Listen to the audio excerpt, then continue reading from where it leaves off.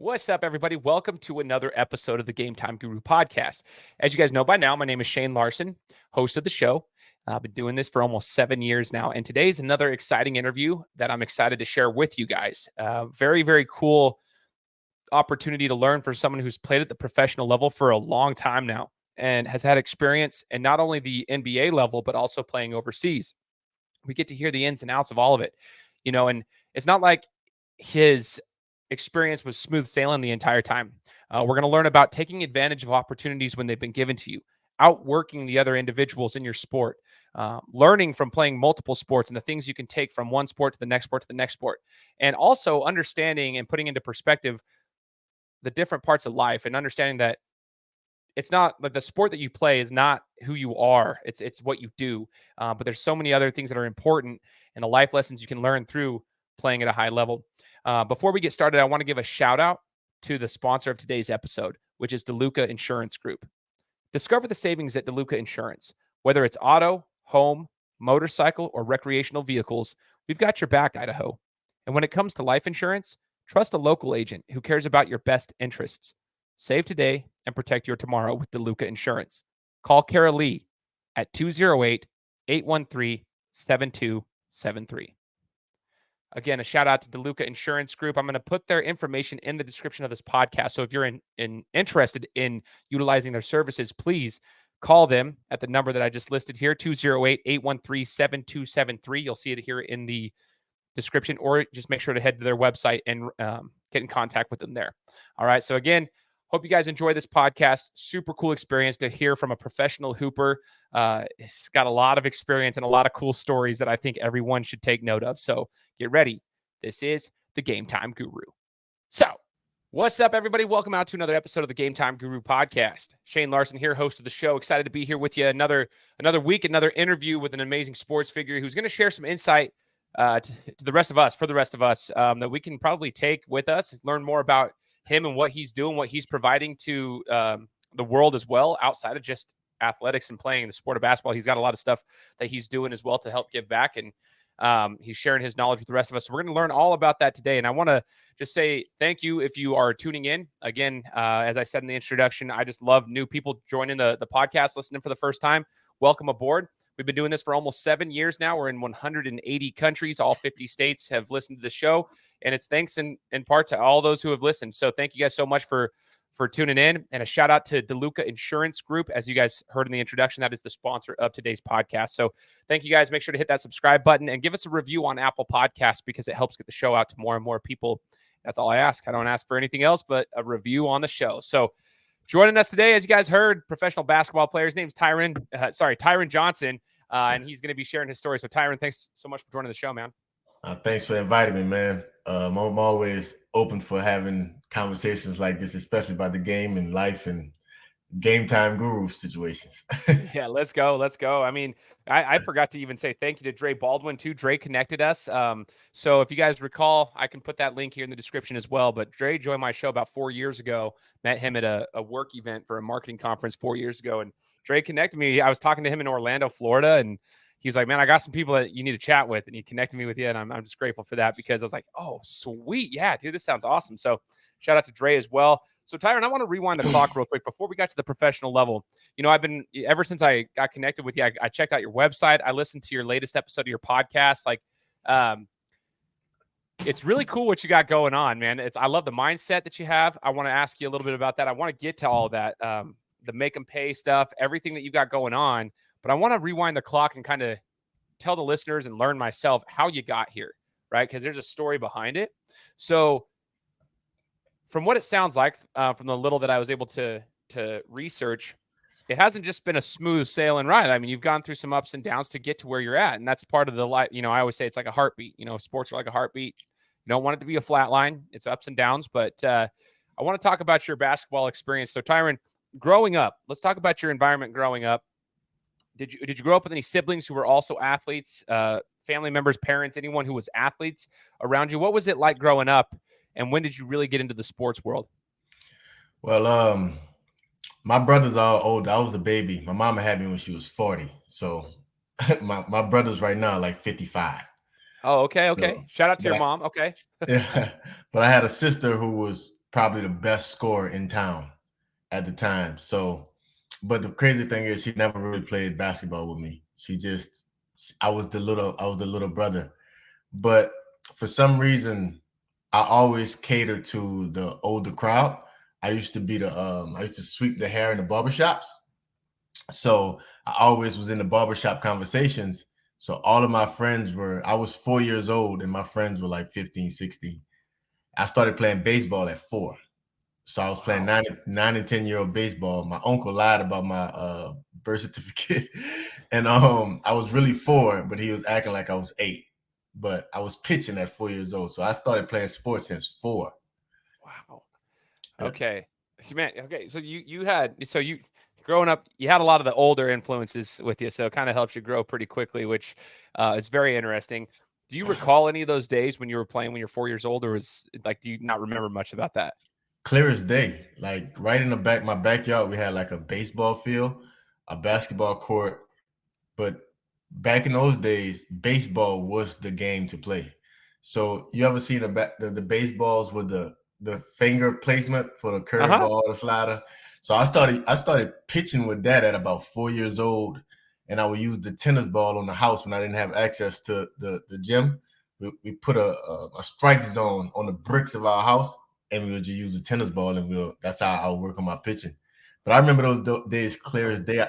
The first 4 years of my life, I pitched left-handed, and I realized I was right-handed when I was like 9, when I started playing like on the national scene. Whoa, okay. That's wild, man. So, okay.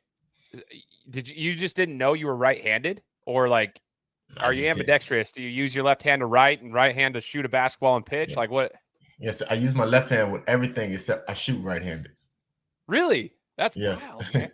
Yep. So I thought since I write with my left hand, I'll play basketball. I'll make a lot of passes with my left hand. I was shooting my left hand. I was like, man, I really can't shoot. I'm just like an athletic point guard at the moment. But then I started shooting my right hand. I was like, I got some range.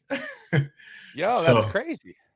yep, I found out I was right-handed. I was playing shortstop as a left-handed, which was rare at the time.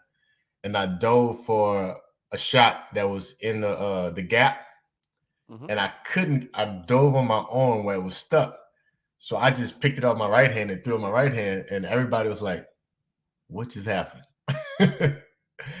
And that's when I realized I was right-handed. Yo, that's wild, man. That's actually really, really cool. Yeah. So, growing up, I guess, playing baseball at a young age, what did you take from baseball that you were able to translate into basketball when you started actually playing on the court?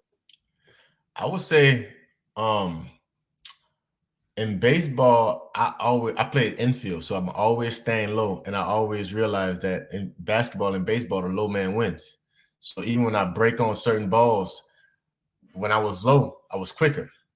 Same in basketball. When I make certain moves, I can feel once I'm lower than you, it's over for you. That's my whole little saying. Once if I'm lower than you, it's over for you, right? So plus the eye hand coordination, um, the precision. One of my most underrated skills, I think, in basketball is my passing ability. People see the assist, but if you look at the assist, I played quarterback too for like 12 years. The Ah, passes are like on the money. I take big pride in throwing my passes into like the shooter's pocket. So I started playing quarterback at 6. And all of those, I think playing every sport really helped me carve out basketball. I didn't start playing basketball really till I was like 16, like really playing basketball. wow. So those other sports build me up to be a basketball player.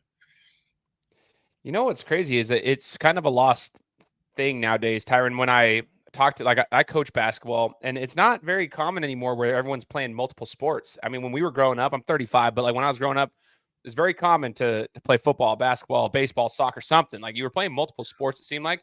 And now there's a huge focus on like singling out a sport once you get into like a certain age group because there's club sports, AAU and stuff like that a lot of kids are going to. There's camps all year round for football and 7-on-7 for football, like off season stuff. And I'm curious your thoughts on that. Like, do you have any thoughts on the evolution of athletics, especially in the middle school, high school age, where they're starting to silo themselves into one sport? Sometimes it's good, sometimes it's bad. I just want to know what your perspective is.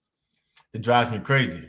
because I feel that a lot of this is being pushed by the parents, and a lot of parents down in Louisiana, where I be most of the time, a lot of parents are living through the kids.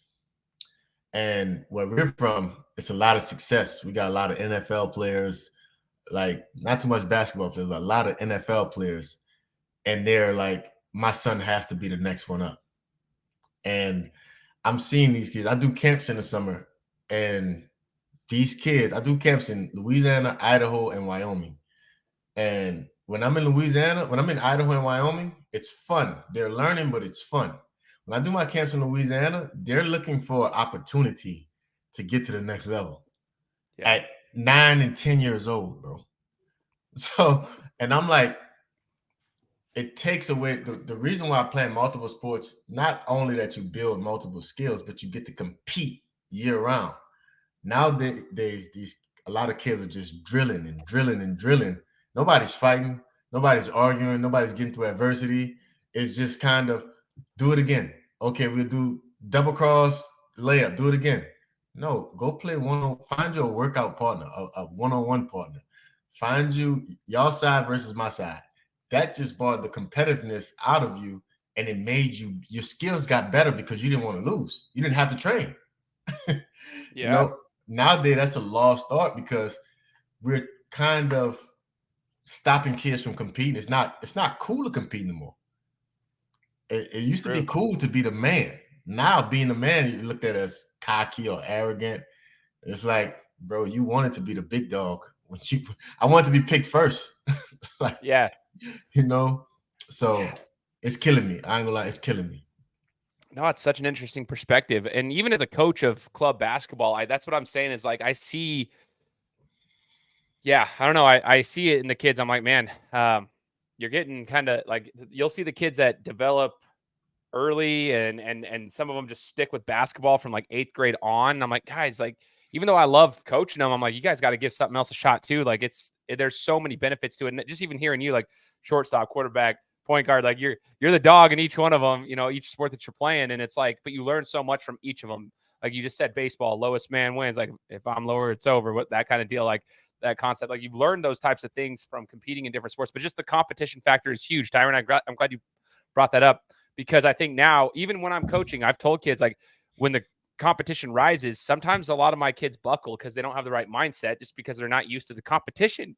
Like, guys, like we're seniors in high school here that you should be used to this. Like you should be ready for this. You should actually enjoy this. This shouldn't be something that makes you anxious. This should be something that makes you rise up. Like you elevate your game. You match the intensity with poise and control. So anyway, without going on a tangent, I love everything that you said right there. Now, you mentioned Idaho doing camps, dude. That's where I'm from. I live in Idaho. So what part of Idaho? Random.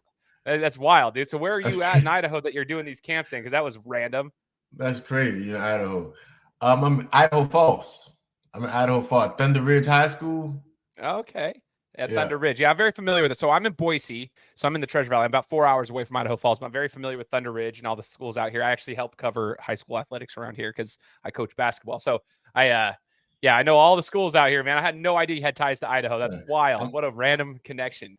I'm working with some guys. We was working on the investment. I kind of got out of it at the last moment because I wouldn't be able to be in Idaho so much. I thought I was going to retire this season, but ended up coming back. But it's called 24-Hour Hoops. It's in Boise. Dude, look at this. So for all the people listening, like this, I'm learning stuff right now as we're speaking, and it's like just clicking. What in the heck, dude? That's crazy. Yeah. So who's your business partners running that? Are you allowed to say that? Yeah, a guy named Kaysen, and Lee Tolton. Dude, Lee Tolton is the head coach of Thunder Ridge, and I think Kaysen was his assistant, but Kaysen went back to Boise, and he gonna run the gym full time now. I was supposed to be in Boise all summer. That's wild, man. What a that's so crazy. Small world, yeah. Huh? Very small world, man. So I coach for a club. This is my 3rd year coaching it's called Idaho Premier. But like I went to school out here, Meridian High School. Like I'm in the Boise area my whole entire life, born and raised. That's why they call me the Boise Buckeye because I'm an Ohio State fan too. But I'm a Boise State grad and all sorts of stuff. Anyway, random connections, man. Wild how the sports world just brings you together.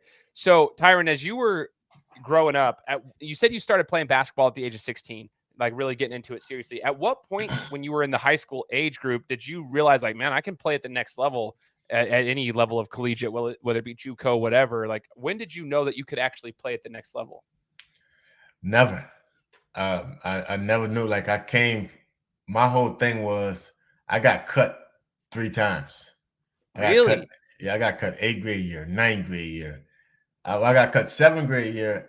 My 8th grade year we go to high school, but they sent me back to the junior school because they basically cut me. So they just sent me down. 9th grade year, they said that my coach, who was my cousin, actually, he told me, if you wasn't on the bus, then you must be you missed the opportunity. He didn't want to tell me that he cut me. So he just said that since you missed the bus, I guess you didn't make the team. My 10th grade year, I finally made the team. I made junior varsity, Mhm. and my junior year was my first year playing varsity, and I averaged like 21 and went to the state championship. My first year playing. And so when I seen those guys on the top level in my state, I started putting together this program, like just chasing down everybody that was good. I found a way to get in front of them. And that's how I kind of like got noticed because I just played against all the best players in the state and I dominated all those games. So that's when I started realizing, like, oh, these dudes ain't as good as I thought they were. I'm just from a country town. There's no newspapers back here. There's no news coverage.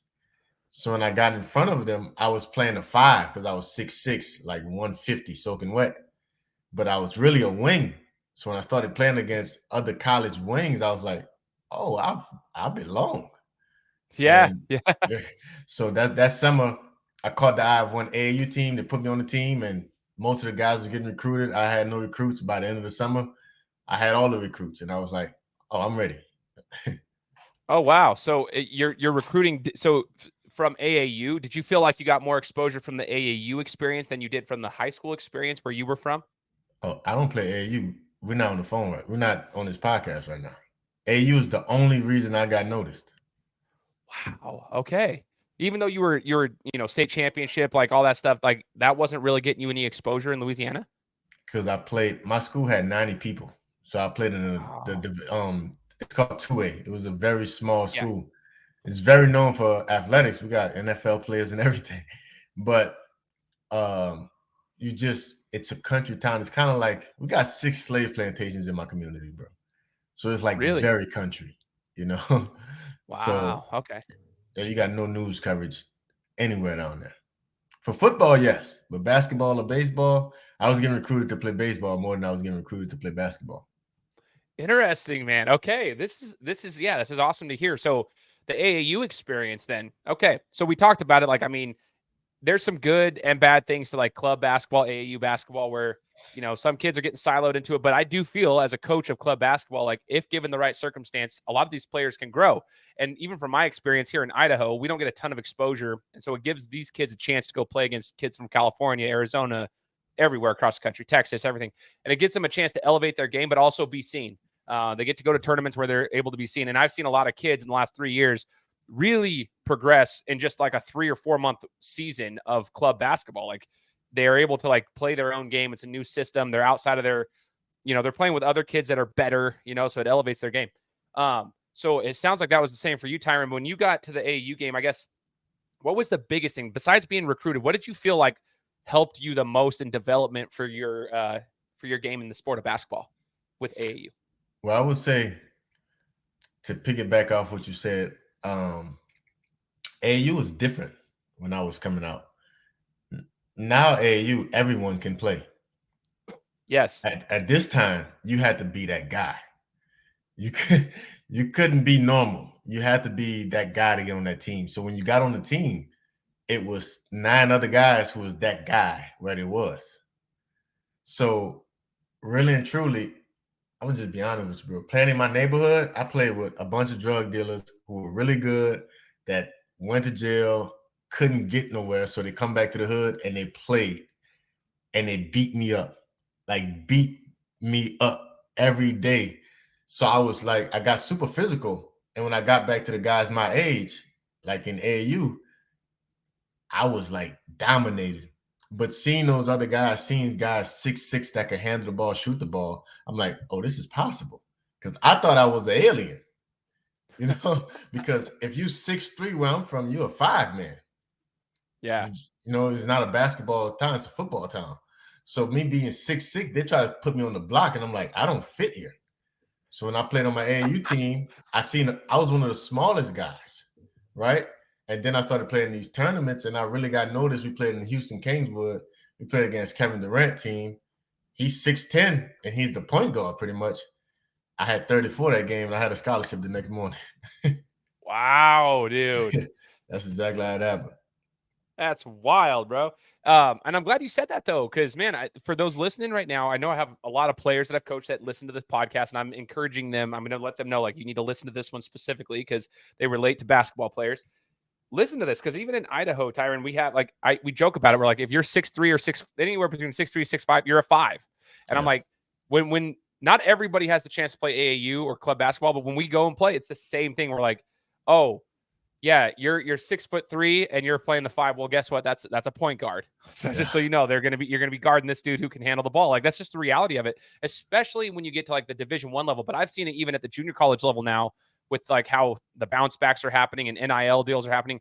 COVID year has like funneled a lot of junior college talent. So it's harder to even make junior college teams now because those guys are all 20, 21 years old and they're coming out of high school 18 and they're big, physical, athletic, everything. That is really cool. But one thing that stood out to me when you said that, Tyren, is that you're playing Kevin Durant's team and you put up 34.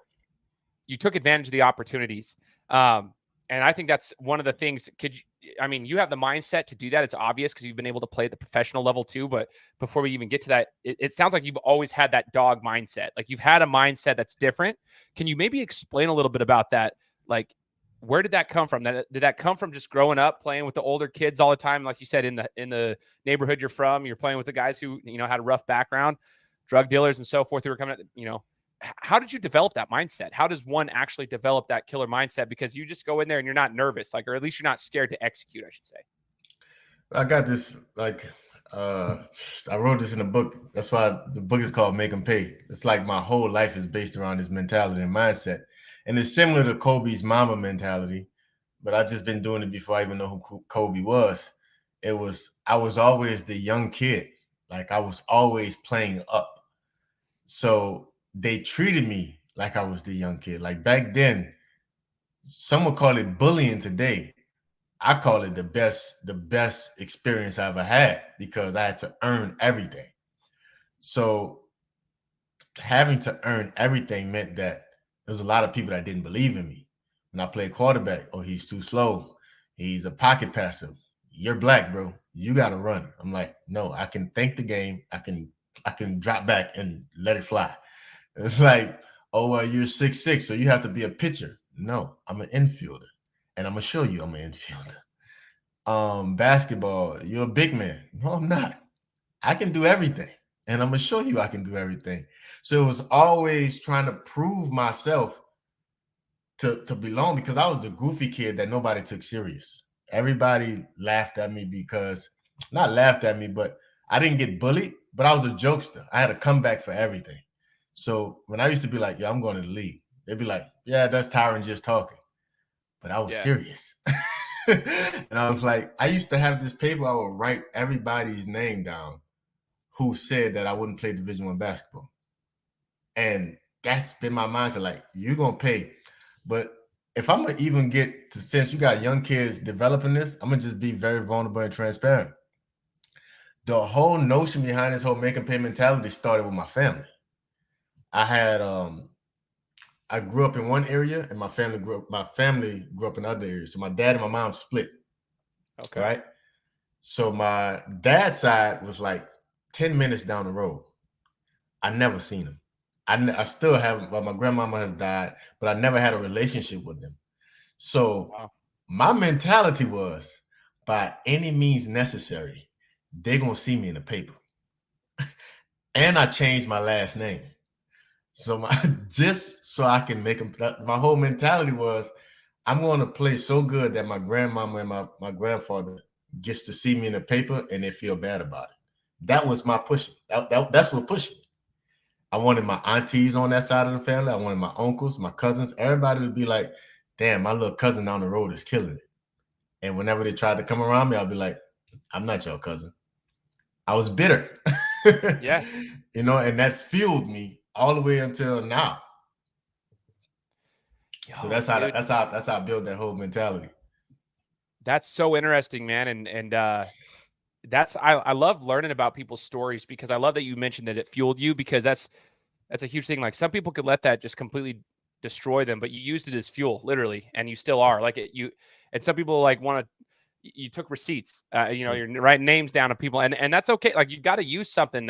It takes stuff to get you to another level. There's a reason you're playing at the level that you're playing at, even still to this day, because you have that mindset. And I'd encourage the listeners to rewind that and play it again. I'm not saying like not everybody that is listening to this might have the same situation as you, but there's probably some things that have been said about certain people that have dreams and aspirations. So like I would encourage them to find a way to make it happen. Dude, that's crazy. Now, Yeah. one thing you said earlier, Tyren, was you were 6'6", $150, soaking wet when you were younger. At what point did you feel like, was it in high school or like the end of high school going into college? Like, did you feel like your body transition? You started putting on some muscle and so forth, like to get ready for the next level of the game. Like, so for those who are listening, who might be like, man, my son or whoever is like really little, like they're skinny, they're not going to be able. At what point did it actually like happen for you where your body started maturing and you were able to hit the weight room and stuff happened in that sense?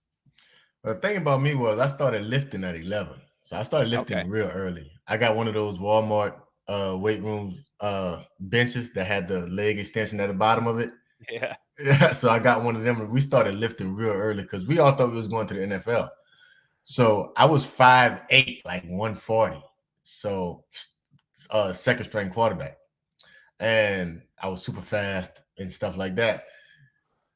So I wasn't awkward.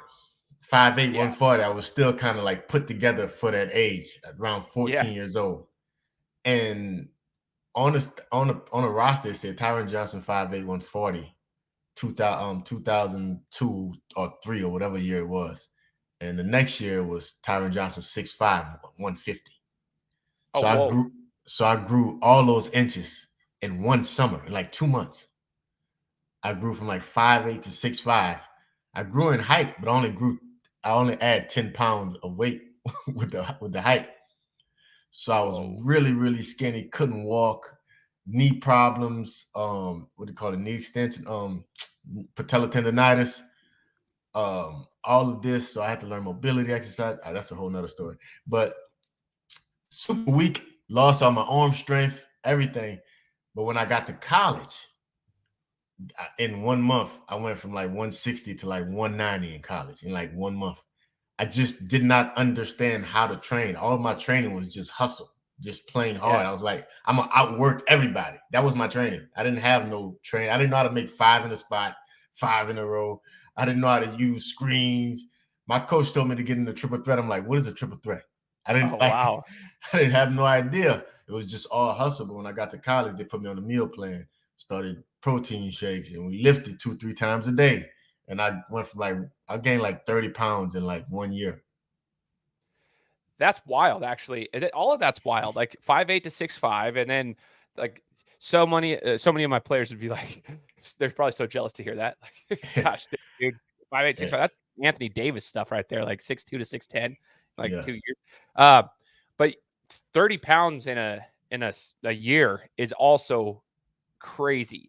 But I do think that that's not too uncommon if you're putting in the work and the meal plans and stuff that you're talking about, because as your body matures, you get to the 18 to 21-year-old range, like your body's going to start putting on some mass one way or another. It's either muscle or not. And as long as you're putting in the work. Now, I want to ask you, Tyler, just so everybody knows, what school did you end up going to right out of high school as far as playing basketball?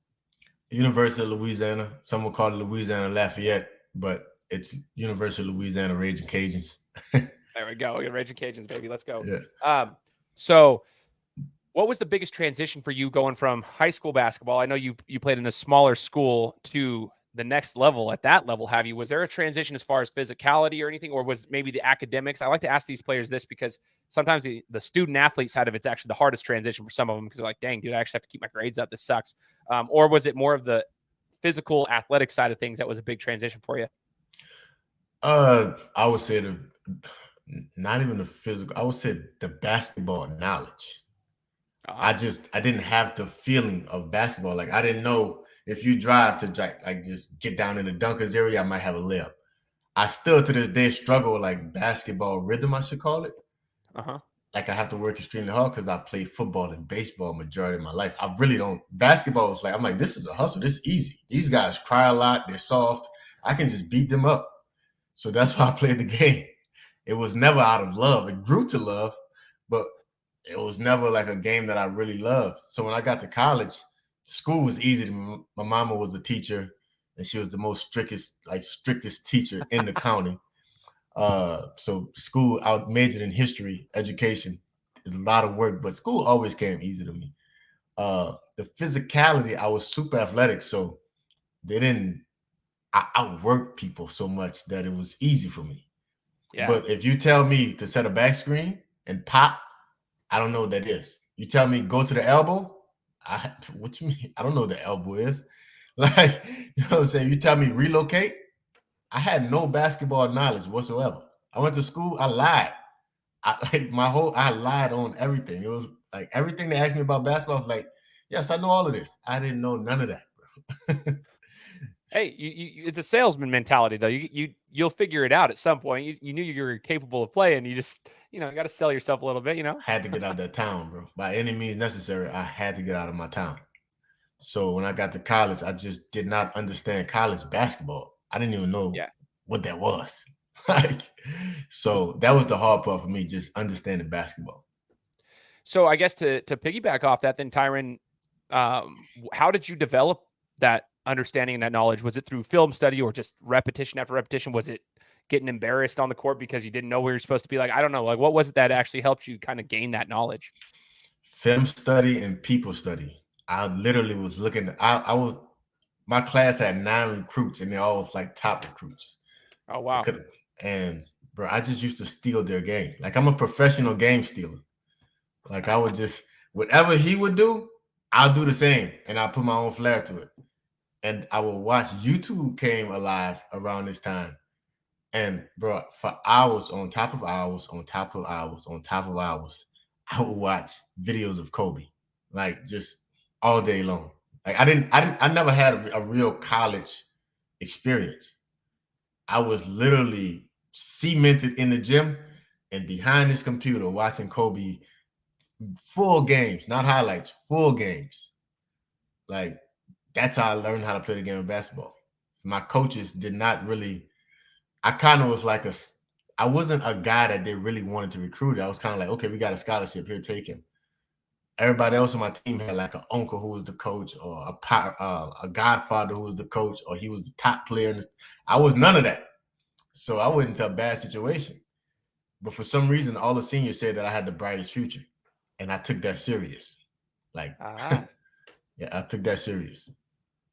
Man, that just goes to show though, like if you study and you have the dedication to study and understand people, like we call it like in the marketing world, you can call it like hacking, right? Like you're not stealing, you're hacking because you're Mhm. taking what they have and then you're implementing your own style into. But I like that you said professional game stealer.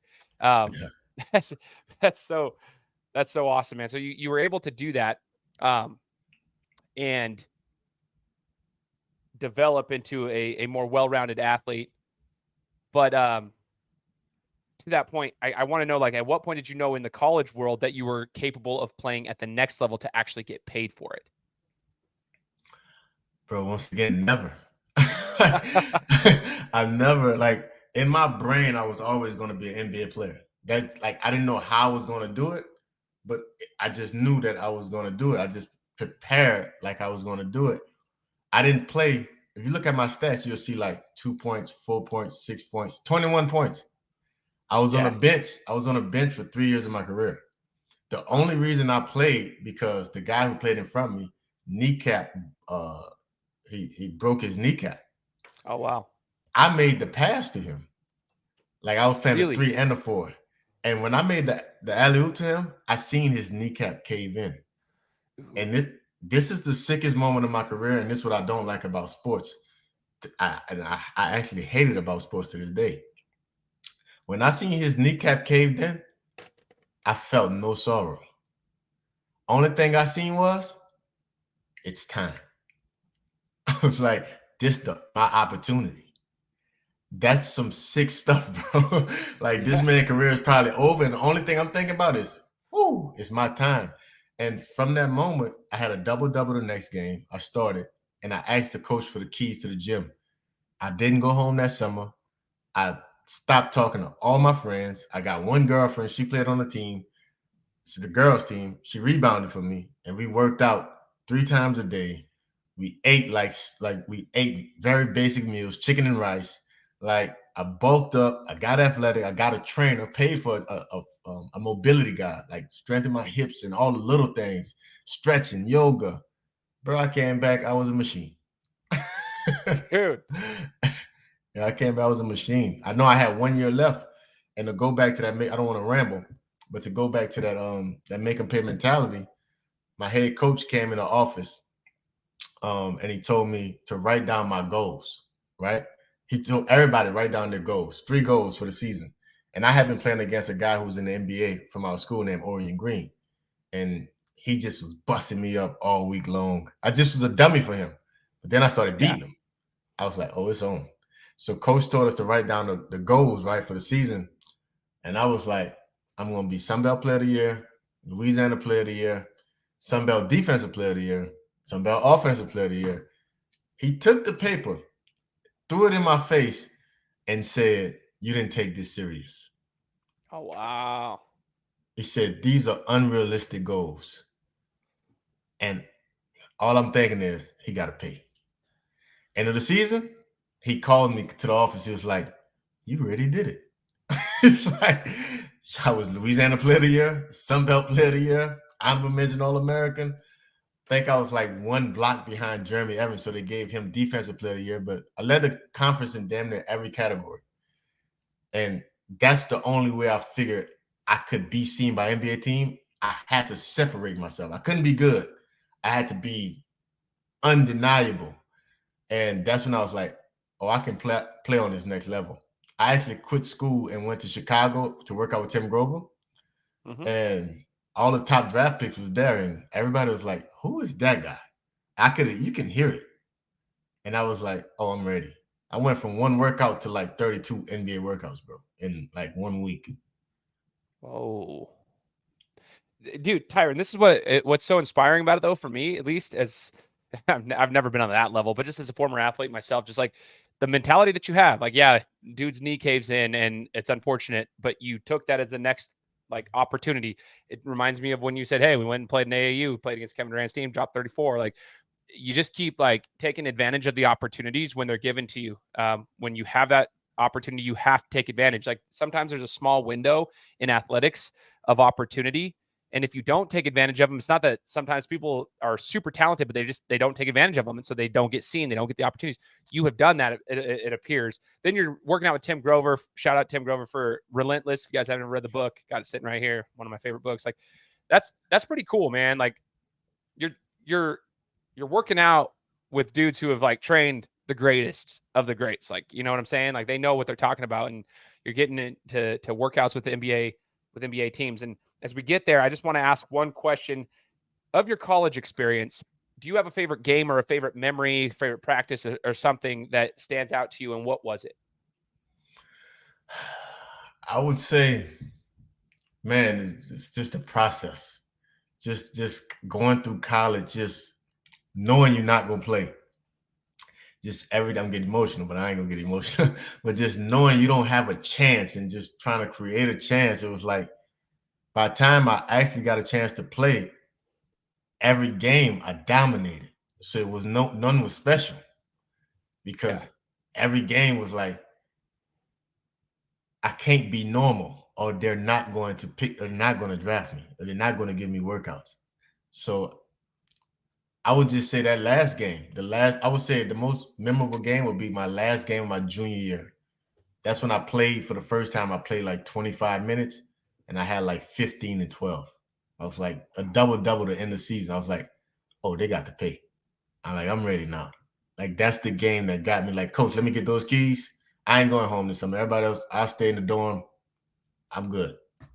So I would say the last game of my junior season really put everything in motion for me. Yeah, because that's when you shifted and you said, okay, time to lock in.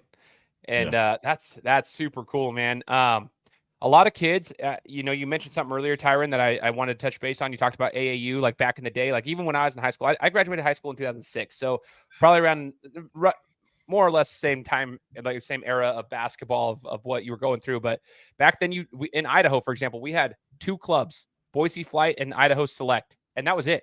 Like you had to be invited to play, to even try out. You didn't get to just pay. Like, Yeah. oh, nowadays it's like if mom and dad have $2,500 for the season fee, then you can play. You know what I Yeah. mean?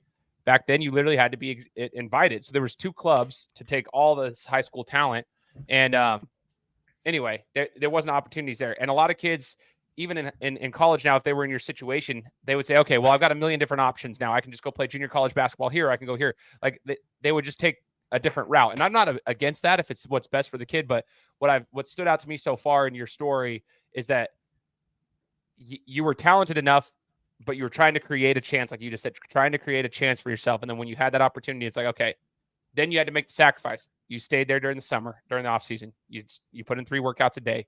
You ate right. You got yourself physical. You got a mobility coach. Like you did those things and you took advantage of it. I just think that's stuff that I think needs to be said. Some kids think it's just going to happen to them. Not anymore. If you want to be seen, you've got to stand out, and that means you got to do more than the average. That's the reality of it. You got to do more than the average. So the workouts to the professional level. I mean, you're doing NBA workouts. Talk about this whole next transition from collegiate to professional basketball and how it panned out for you. Well, it went back to, man, you could see these guys. I'm working out with like Wes Johnson, Jerome Randall, Enos Cantor, all these guys. Like you could just see that they're miles ahead of me, right? Like even though I put in all this work, it's like they just have played on a bigger stage. And Tim Grover always used to tell me, he's like, I don't give a damn where they played at. You top 3 in this gym right now. And I noticed that my talent was on the same level, but I still didn't have the understanding of the game. Like when I played my first game against the Bulls, like the game was so fast. Like I could just going around. This was Derrick Rose, Carlos Boozer, Joakim Noah, Rip Hamilton. I had to guard Rip Hamilton as the first player I guarded in the NBA. Oh my gosh. Going off screens from Joakim Noah and Carlos Boozer. But just to go back to like the pre-draft workout, you gotta understand, it's millions of dollars on the line. These dudes are like these workouts, bro, are like a bloodbath.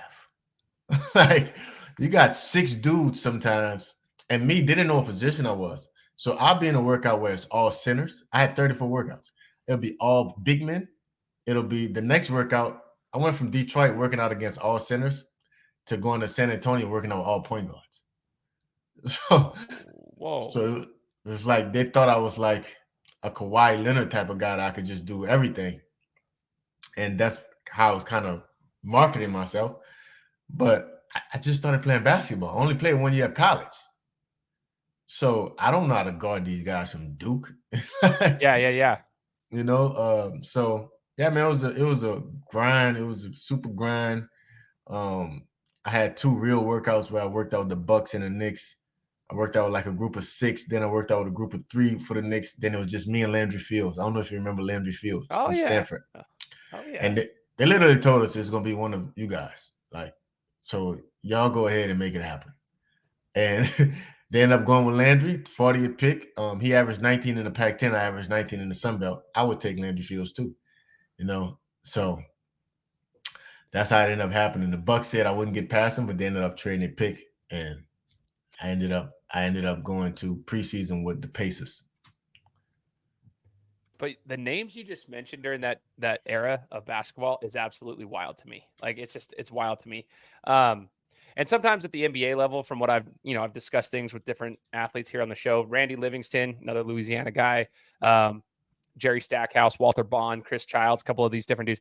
They've discussed like even like every level it gets a little bit more of a business mindset, but like at the NBA level, it's a business, and there are very, very limited opportunities. There are so many Like there's very few spots for people to make it. It's different than college, even though college is a similar thing. But no, like the NBA, you have a certain amount of people. They're paying a certain amount of money to certain people on contracts. Like sometimes you might be a more talented prospect or whatever, but they've got other things in mind as far as their contract. So it's very difficult to make it in the NBA. But dude, just talking about that Carlos Boozer era with Joakim Noah, I mean, the Bulls had a couple of years there with that. It's just crazy. You mentioned Jerome Randall. Are you talking about like Randall, the dude who was killing it for Overseas Elite for the TBT? Yeah, Is that who we're talking about? Yeah, he's from Chicago. When I went to Chicago, that's what I was with. Me and Jerome worked out every day together. Yeah, that's crazy, man. Yeah. He's stellar, man. He's Yeah. stellar. I like to watch him in TBT and stuff and see what he's doing because he's still, highly like a very, very high level athlete.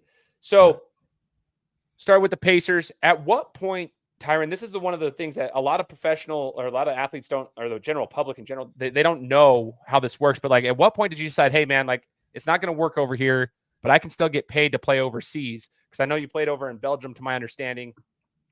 Maybe I'm wrong on that for the first year, but like, at what point did you say, okay, I'm going to go over there and still fulfill my dream here and get paid to play? Yeah, I actually misspoke. I went to Belgium first, then I went to France, then I came back to the Pacers.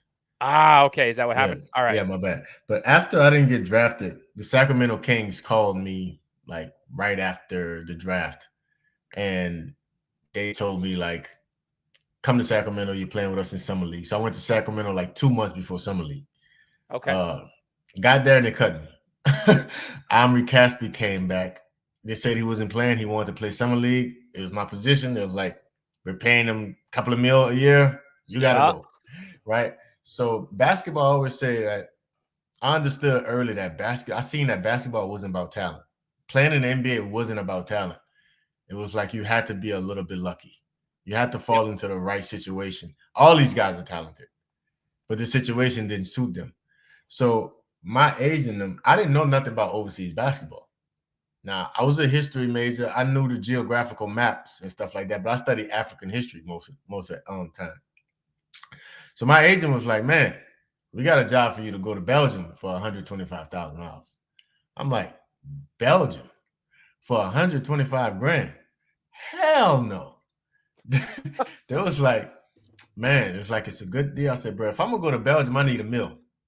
Like, I don't know nothing about overseas. I've never watched overseas game. Only thing I know about overseas is Brandon Jennings went over there and Ricky Rubio came over here. That's the only thing I know about overseas basketball.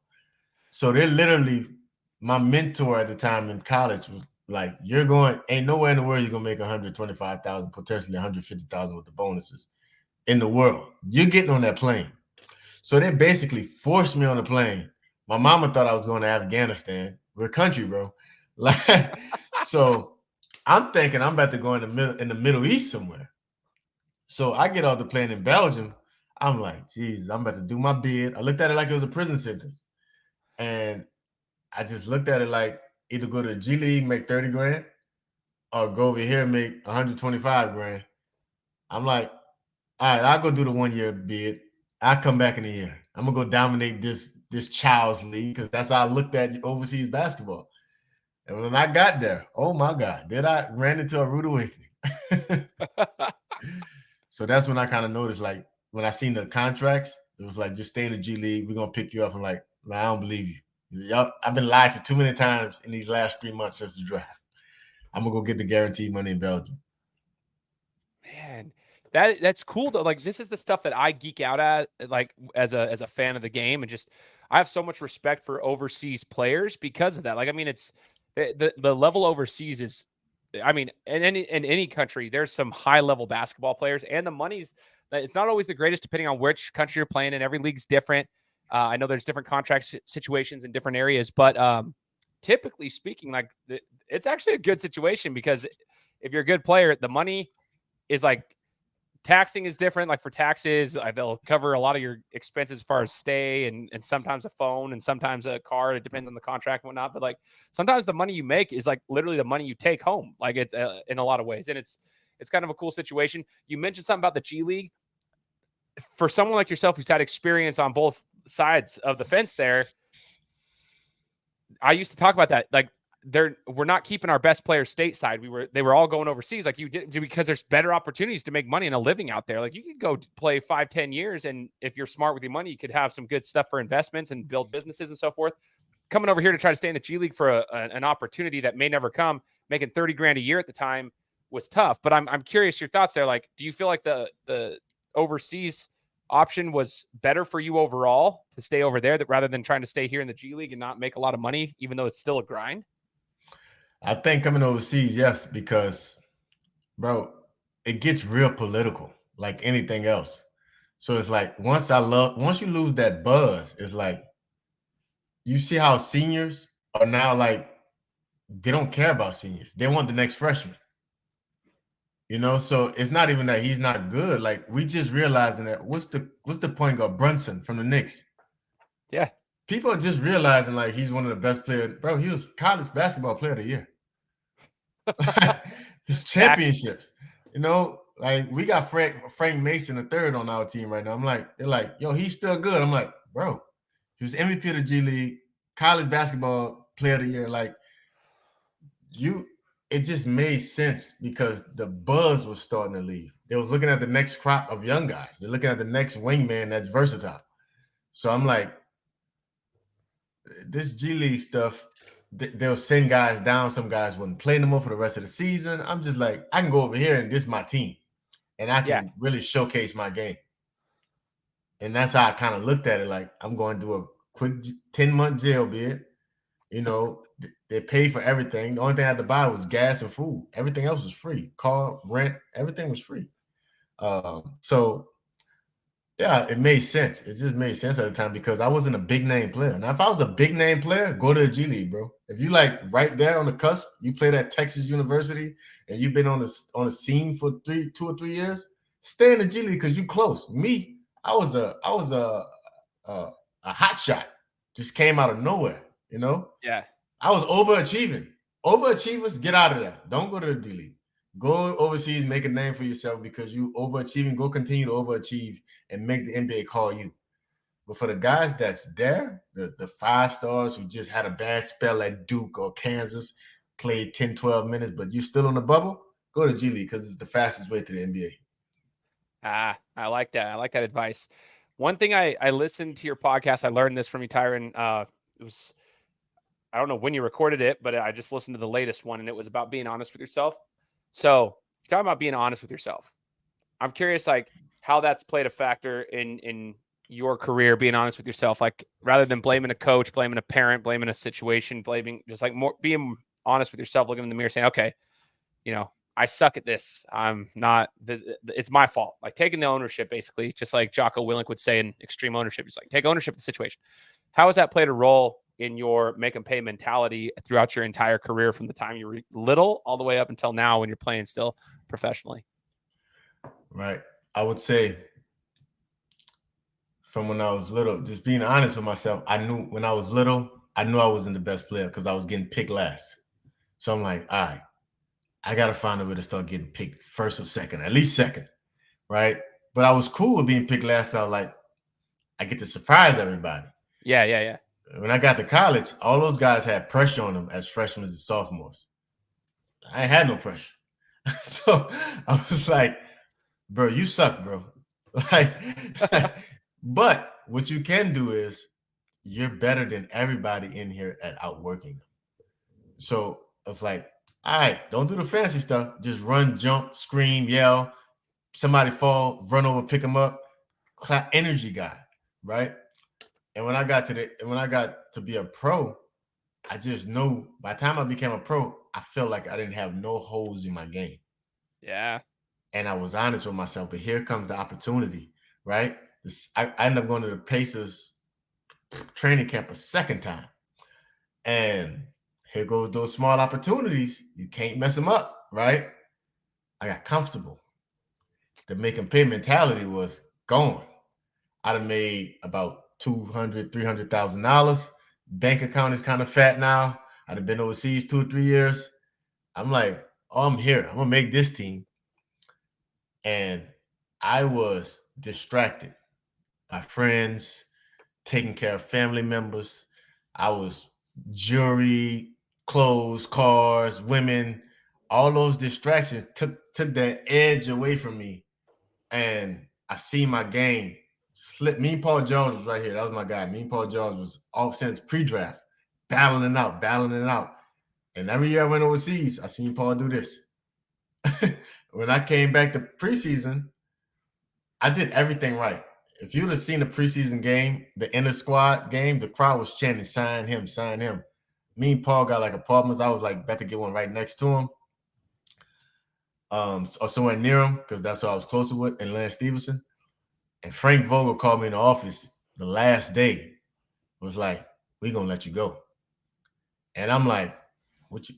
It's no way y'all." I'm like, "It's no way y'all can cut me. I can't play no better than this." Yeah. You know what Frank Vogel told me, bro? What's up? He said you're too good. I said, "What? What did you say to me?" He said, "You're too good. We didn't sign you to be too good. We signed you to be a floor spacer. We thought you was a 3-point shooter." It was like, "No, you're a shot maker. So you can make threes, but you're not just gonna sit in the corner and play." They wanted me to be a 3-and-D guy. This when 3-and-D guys became Yeah. famous around the league. It was like, "You're Paul George. We already got Paul George. You guys are the same age. What are we gonna do with you? All you're gonna do is kill his confidence," because I was attacking Paul every day in practice.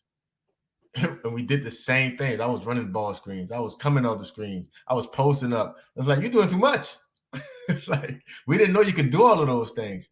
And that's when I realized, like, I had to be honest with myself. Like, I'm a better European player than I am an NBA player. Because in the NBA, it's only 2 guys. There's 2 stars, and we need 8 or 9 guys to support those 2 stars. I am not a good supportive. I can't be PJ Tucker. I got Yeah. too much. I got too much knowledge for that. I got too much skills to just settle for 3-and-D. The money was good, but I've been making money since I was 11, bro. I never really played basketball for money. It was the challenge, it was the make and pay aspect that kept me young. So I just always was very honest with myself, saying like, "Bro, you might not be the best ball handler, but you're one of the best passers in the world. You might not be the best spot up shooter, but you knock down threes with the best of them, right? And you might not be one of the best defensive players, but you're gonna work your butt off." But I knew I had holes. Yeah. So and that kept me humble. That kept me humble.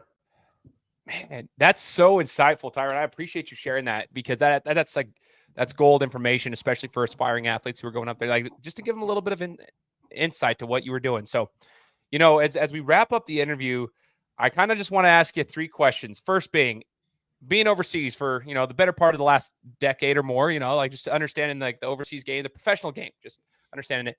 What is your favorite place you've played and why? Like favorite country that you've played in and why? Favorite country, I would say, is it's a hard between Japan and Mexico. I'm gonna have to go Mexico, bro.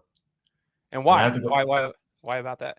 because Mexico is the lowest league I played in, and I had no expectations. I actually thought I signed on a team, but it was a different team. They just had the same logo, and just me being the curious guy I am, I ended up staying in the league and playing, and I was on the worst team, and we ended up being undefeated, going to the championship. Lost in the championship because I burnt my feet on cryotherapy. Me and 2 other Americans burned our feet in the cryotherapy chamber. So we played. They didn't play. I played on my tiptoes the whole game. My heel was frozen. But just the atmosphere of Mexico, bro. It was like 1990. Like the gym was hot. It was no cameras in there. Like every game was packed because it was like villages. And Yeah. it was a fight. It wasn't basketball, bro. It was like a real fight, but we grew together and like that team bonded like no other. You know what I'm saying? All other teams felt like business, but this team felt like family.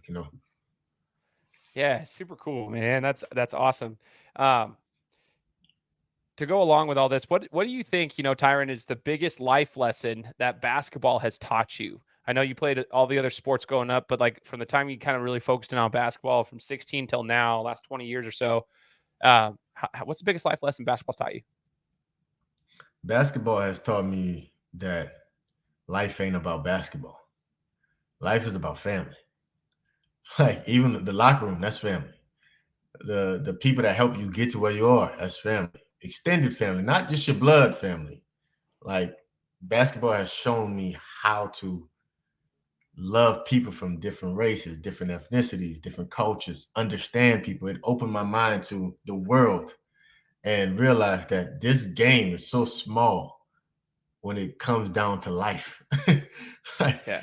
when it comes down to life, bro, the people that you meet, the relationship that you build, that's the real win. Basketball, this is just like something I can do till I'm about 40 years old, so I can pass it down to the next generation, have a little fun, and stuff like that. But so many guys are like, ball is life. I'm like, no, it ain't. Ball is ball. Yeah. So I would say that's the best. It's taught me that family is the most important thing. And good relationships is the most important thing in life. I love that, man. And I love the honesty there. And the last question I got for you, Tyren, is what's next for you? Like when the time comes, you mentioned, I was going to retire this year, then I'm playing, but when the time comes, when it's time to hang them up, what's next for, Tyren Johnson? Bro, I've retired like 2-3 times, to be honest with you. It's the money. I'm still making a good salary over here. I've never really made under 6 figures in my career. And it's cool, but I've been preparing to get rid of basketball. My dream was the NBA. My dream was never to play international. Told you, I love the game, but like I've been making money since I was 11. So, Yeah. so it's like at one point I was coming here just for the money. So I've been doing like one of my best friends, a digital marketer and online market. I don't know what the correct name is, but he taught me how to like use Adobe Suite, Photoshop, Illustrator.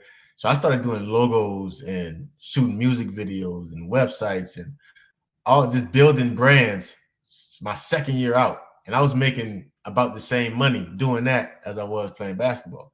So now I'm playing basketball pure for the love. There's no reason I should be here. I can make twice the money I'm in America that I'm making here right now playing basketball, bro. So I'm gonna run camps, write books. I'm gonna probably speak some. I'm gonna build brands. I help my boy market some guys. Yeah, bro. I got a lot of stuff. I'm like a serial entrepreneur, I guess you can call it. I love it. I love it. That's kind of my world too, man. That's cool that you're doing that, because that's the world. I mean, full-time jobs. I work with a company that we work with entrepreneurs all day long, and I am one myself. I'm running my media businesses too. So I have a lot of respect for that. Now, to go with that, Tyren, where can we find you? Do you have a website? I mean, Instagram is where I had you too. I can link the Instagram account, but where would you, if people are interested in your services at some point, where can I link them to? Everything's Tyren Johnson. TyrenJohnson.com, Tyren Johnson YouTube, Tyren Johnson Instagram, Twitter, Facebook. Yeah, everything's just Tyren Johnson. We got you everywhere. So I'm going to link it all in the description for those who are listening. Make sure you go check it out. You'll see Tyren and see his website. I've already checked it out myself, so I want to make sure that everybody else can see it and, take advantage of his content and his knowledge. I'm looking forward to seeing what you do too. If you got some books coming out, I'll definitely buy them. I want to make sure to stay in touch with you. You got a fan in me now, man. And I just want to say thanks again, Tyren, for joining me and sharing your insight with us. That was super, super cool. And, hopefully we can chat it up again in the future, man. Yeah, man. Appreciate it, man. I'm coming out there to Boise for sure next summer at the 24-hour hoops. So we definitely can link up. Oh, yeah, for sure. You hit me up whenever you're down here. Maybe we can get a camp going. I can get my athletes over there or something. We can get them in contact with you too. So let's stay in touch. And for all those who are listening, like I said, just hit that subscribe button and leave us a review. Let us know what you thought of Tyren's interview. And you know the drill. We'll be coming to you next week with another one. Guys, thanks so much for listening to another episode of my show. Now, if you could go and do me a favor, head over to iTunes, give me 5 stars, and leave me a review, it would be greatly appreciated. Thanks, guys. Appreciate your support.